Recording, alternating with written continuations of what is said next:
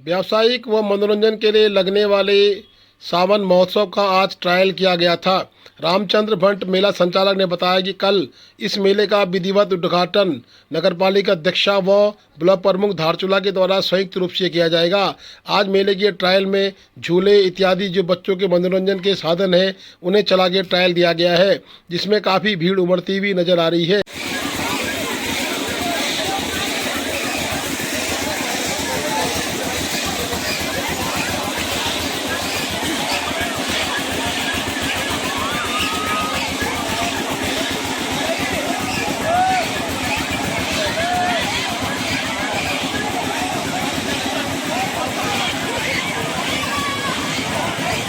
धारचूला सावन महोत्सव 2023 धारचूला।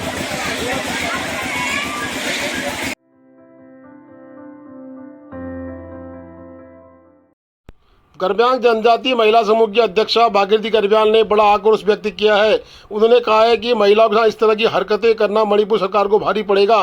मणिपुर सरकार तत्काल इस्तीफा दे और दोषियों को फांसी की सजा नियत करे, अन्यथा महिलाएं जन आंदोलन के लिए तैयार बैठी हैं। हम जुलूस निकालेंगे, सारा मेला पूरा टोटल हमारे जनजातीय मेला हो, जो भी मेला हो, पूरे हमारे क्षेत्र के मेला लोग हम जुलूस निकालेंगे और ज्ञापन देंगे और सरकार को कहेंगे जो मणिपुर में जो अत्याचार हुआ ऐसा अत्याचार कभी नहीं होना चाहिए। इतना गंदा अत्याचार तो हमने कभी नहीं देखा, ये कभी नहीं होना चाहिए। हम घोर अन्याय करते हैं, घोर ये सरकार को कहते हैं हम ऐसा अन्याय देखा, आप अनदेखा क्यों कर रहे हो करके, ये अनदेखा नहीं करना चाहिए, इसका न्याय होना चाहिए। जितने भी लोग जुड़े थे उसमें, जो गंदगी में जुड़े थे, उनको सबको फांसी मिलना चाहिए, फांसी से फांसी मिलना चाहिए, सबको खत्म करो उनको। धन्यवाद।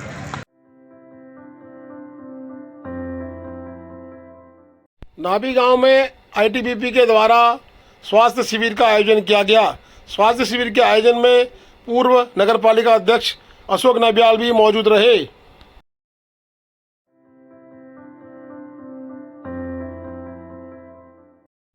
एशियन एकेडमी चौकोड़ी के छात्र छात्राओं को एशियन एकेडमी के संस्थापक महामंडलेश्वर वीरेंद्र स्वामी महाराज ने आपदा के तहत किस तरह की तैयारी रखनी है, उसके बचाव व उससे लोगों को कैसे बचाया जाए, इसके बारे में विस्तृत जानकारी दी। बलवाकोट महाविद्यालय में राष्ट्रीय सेवा मिशन के तहत हरेला पर्व मनाया गया और पौधारोपण के कार्यक्रम किए गए। छात्र संघ अध्यक्ष ने बताया कि बलवाकोट में पौधारोपण के कार्यक्रम में सभी अभिभावक, छात्र संघ के लोग व स्कूल के स्टाफ ने सहयोग लिया और इसी तरह के कार्यक्रम लगातार जारी रहेंगे।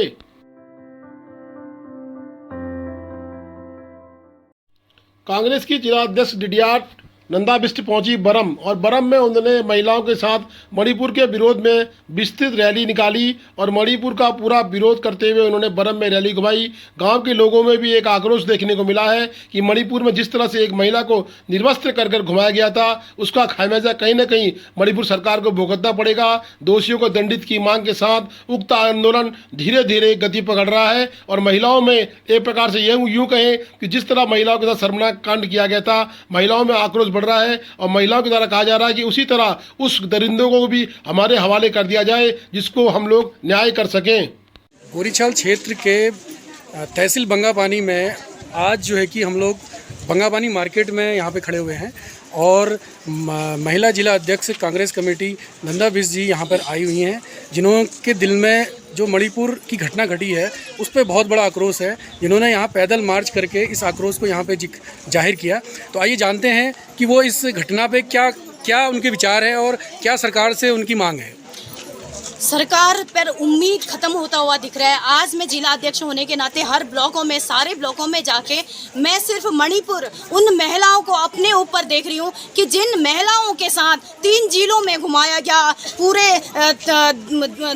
नग्न हालत में। आप बताइए, 52 साल की महिला, 42 साल की महिला, पूरी जिंदगी उनने सम्मान से जो गुजारा, आज उनको तार तार करने का काम किया। 21 साल वाली महिला के साथ बार बार बलात्कार किया, उसके भाई बचाने गया, उसको मार दिया गया। किससे न्याय मांगे? जब पुलिस वालों के पास पहुंचे तो पुलिस वालों ने उनको पकड़ के सौंप दिया जनता को।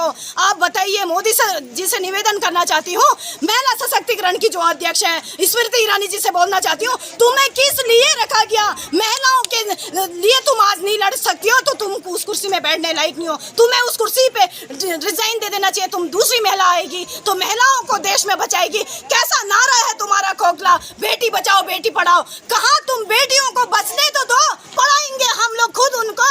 मैं कहना चाहती हूँ उन दरिंदों को अगर तुरंत फांसी की सजा नहीं होती है तो उस मुख्यमंत्री को जो कहते हैं कि सड़कों पे ऐसा होते रहता है, उसको सबसे पहले रिजाइन देना चाहिए, उसके बाद स्मृति ईरानी को, उसके बाद केंद्र सरकार अगर उनको नहीं देती है अगर फांसी की सजा, उन महिलाओं को अगर न्याय नहीं देती, उनका सम्मान वापस करने का काम नहीं करती, उनको फांसी की सजा देने का, तो तुम्हें भी कोई हक नहीं है उस केंद्र में बैठने का। तुम कैसे अमेरिका चले गए, तुम कैसे विदेशों की यात्रा कर रहे हो जब तुम्हारी घर की बेटी नंगी घूम रही है सड़कों पे, उसका नंगा घुमाया जा रहा है। तो 48 घंटे तुम 78 घंटे तक, 2.5 महीने तक तुम्हें अगर सोशल साइट बंद करके उस बातों को छुपाना था तो तुम्हें किस लिए रखा गया है? तुम्हें रिजाइन देना चाहिए। ये महिलाओं की जो आग है, ये हर एक महिला आज जल रही है, हर एक महिला कहती है कि न्याय मिलना चाहिए, उन दरिंदों को तुरंत फांसी होना चाहिए, नहीं तो देश की जनता को सौंप दो उन दरिंदों को, महिलाएं खुद उनको सजा देंगी। बहुत बहुत धन्यवाद।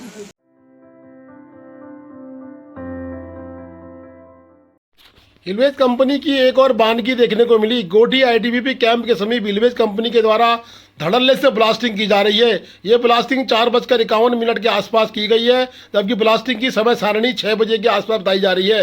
हिलवेज कंपनी लगातार आईटीबीपी कैंप के ऊपर ब्लास्ट कर रही है, जिससे कि भारी मात्रा में मलबा सड़क पे आ रहा है और 2 घंटे कम से कम इस ब्लास्टिंग से मार्ग अवरुद्ध रहा। उसके उपरांत हिलवेज कंपनी के द्वारा मार्ग खोलने की प्रक्रिया की गई, परंतु दिन दहाड़े ब्लास्टिंग करने से कहीं न कहीं चिंता की बात नजर आ रही है। सामने ही नेपाल भी है, अंतर्राष्ट्रीय बॉर्डर में इस तरह की ब्लास्टिंग की अनुमति हिलवेज कंपनी को किसने दी है, ये भी एक बहुत बड़ा विषय है, परंतु प्रशासन इस विषय को बताने में असमर्थ है। कंट्रोल ब्लास्टिंग के नाम में हैवी ब्लास्टिंग लगातार हिलवेज कंपनी के द्वारा पूर्व से की गई है और लगातार की जा रही है। माना कि कार्य में कहीं न कहीं ब्लास्टिंग की आवश्यकता पड़ेगी, परंतु मानक के अनुरूप कार्य करना ही उचित है। विकास के साथ विनाश भी जुड़ता है, परंतु इस तरह से कार्य करने से कहीं न कहीं विनाश की बानगी रोज देखने को मिल रही है। हम मानते हैं कि मशीनों के द्वारा लगातार 12-12, 14-14 घंटे काम किया जा रहा है।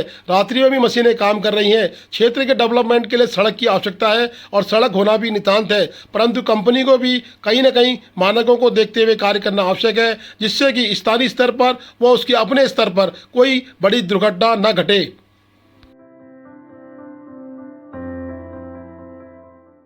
लिपुलेख सड़क मार्ग की लमारी और बूदी के बीच में यह हालत हो गई थी, परंतु अभी अभी एक खबर आई है कि लिपुलेख सड़क मार्ग वैकल्पिक व्यवस्थाओं के साथ खोल दिया गया है। लगातार बारिश व पानी से सड़क की दुर्दशा हो चुकी है। पूर्व में जो सड़क बनी थी वो अब पूरी तरह से खड्डों में तब्दील हो गई है। सड़क जगह जगह से टूट गई है और बह गई है। इसके बाद भी वैकल्पिक व्यवस्था कहीं न कहीं घर कंपनी कर रही है। व्यवस्थाओं के दौर के साथ ही ब्यास वैली की लाइफलाइन फिर से अभी शुरू हुई है और देखना है कि कितने दिनों तक ये लाइफलाइन बरसात में रुकती है, आगे बढ़ती है, सड़कें बंद होती हैं और लोग परेशान होते हैं। स्थितियाँ बड़ी गंभीर है। पहाड़ का मौसम अनुकूल नहीं है, कहीं ना कहीं सड़कें लगातार बंद हो रही हैं और कंपनियां प्रयास कर रही हैं। ये इस साइड से नज़ारा है, हमारे से बुद्धि की ओर का नज़ारा, मतलब ये है, देखो रोड पूरी कट चुकी है और ये पानी ऐसे जा रहा है,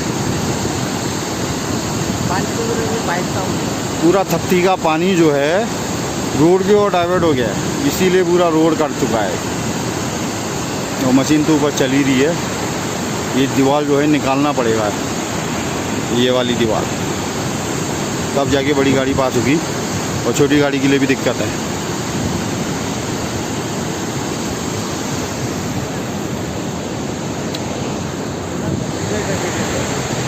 प्रधान जी रोड का मुआयना करने आए, सब बंद है इधर।